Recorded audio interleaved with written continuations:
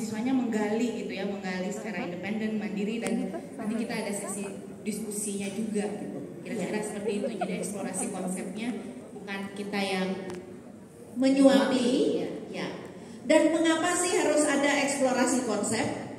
Supaya konsep yang dipelajari itu bisa terhubungkan dengan pengalaman pribadinya dan nantinya akan menjadi bahan untuk refleksi dan sintesa membangun pengetahuannya sendiri. Kita sering kalau di dalam ilmu teaching and learning itu, apalagi di professional development, a teacher should be able to theorize their practice.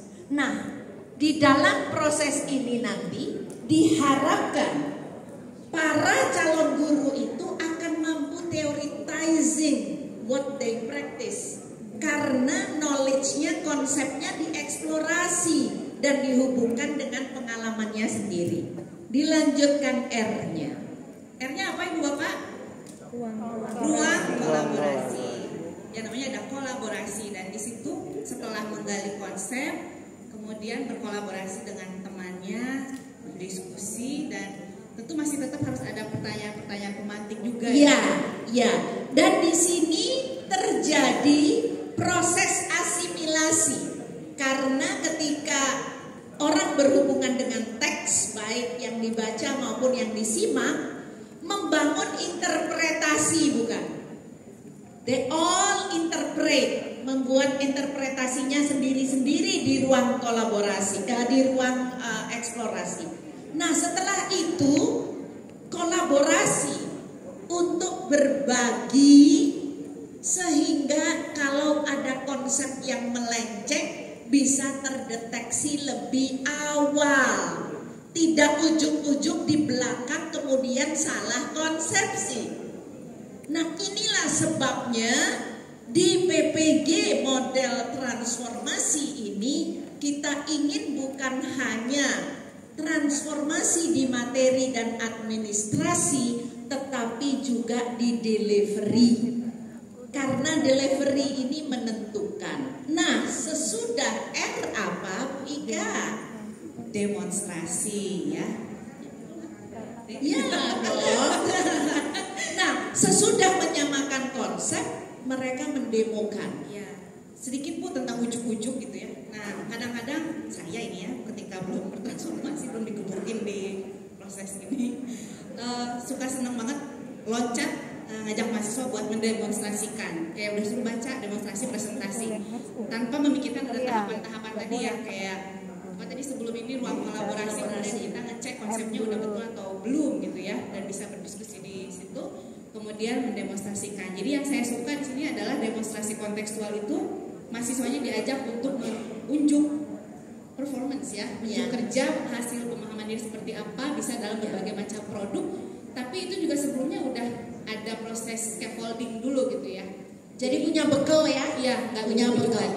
Dan Bapak Ibu pengalaman pasti, Bapak Ibu banyak yang punya pengalaman pelatihan di luar negeri, pasti diajak begitu. Sebelum kita mendemokan, pasti kita diajak berkolaborasi dulu, sehingga kita punya ide ketika nanti mendemonstrasikan itu, nggak sampai kebingungan dan tidak punya ide. Lanjut.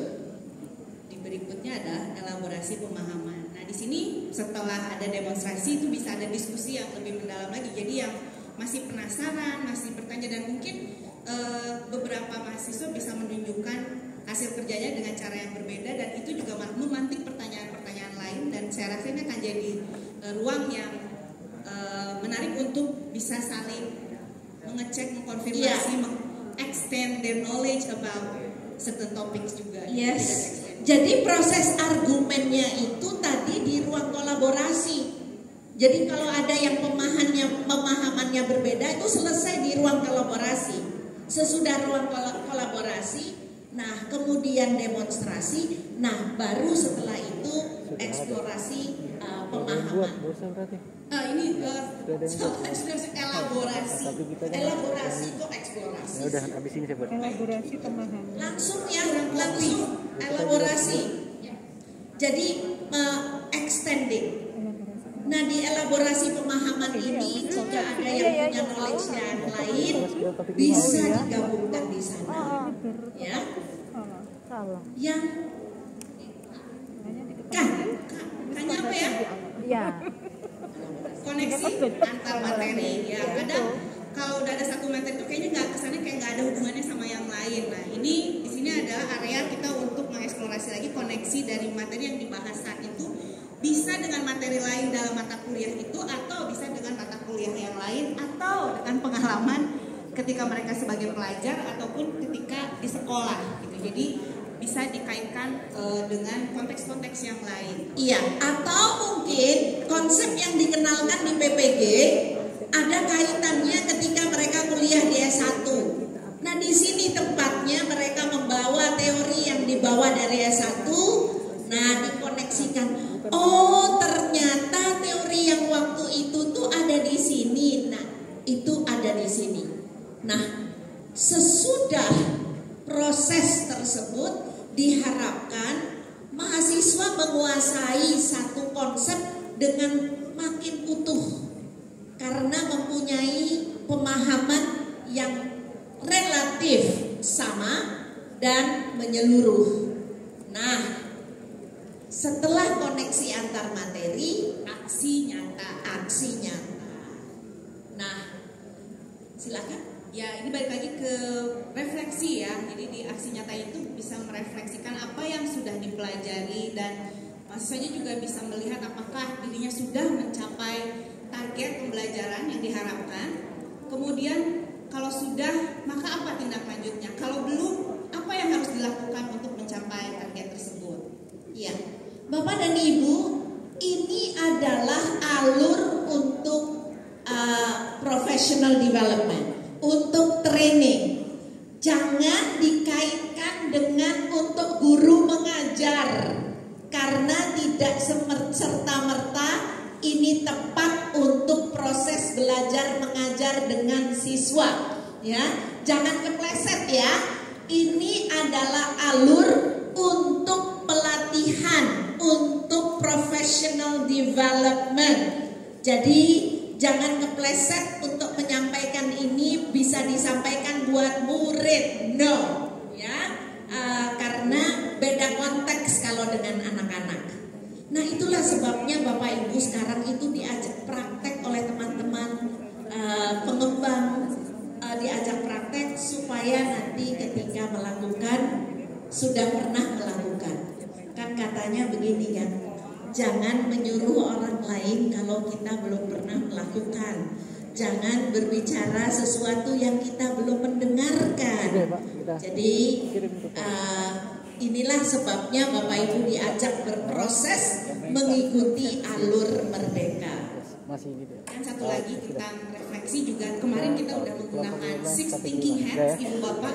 Itu juga ketika kita mendalami modul ini, proses ini juga jangan lupa topi-topi itu kita pakai. Kalau misalnya ini ada hambatan, kira-kira hambatan yang akan kita hadapi mungkin di tiap konteks, di tiap universitas akan berbeda-beda. Dan mumpung kita lagi kumpul-kumpul, dan insya Allah tetap ada komunikasi bersama, bisa saling berbagi juga. Kalau ada hambatan ini mungkin bisa ada solusi atau alternatif yang bisa kita pikirkan bersama-sama. Jadi kita refleksi bareng-bareng, iya, maju bareng-bareng. Iya. Dan jangan lupa Bu Ika, bahwa dalam PPG transformation ini, PPG yang sedang bertransformasi belum tentu saja otomatis sempurna. Refleksi dari Bapak Ibu penting. Dan yang kedua, refleksi adalah bungkus dari alur Merdeka ini. Alur Merdeka ini dalam setiap tahapnya selalu ada refleksi. PPG Prajabatan Merdeka. PPG Prajabatan Merdeka. Yes. Sekarang silakan ngopi-ngopi. Thank you. Kita beri waktu 20 menit ya, sampai 10.35 Bapak Ibu. Kita adalah contoh, mari sama-sama kita berperilaku seperti yang kita minta.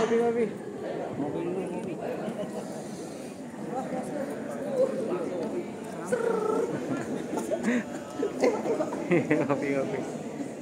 There we go.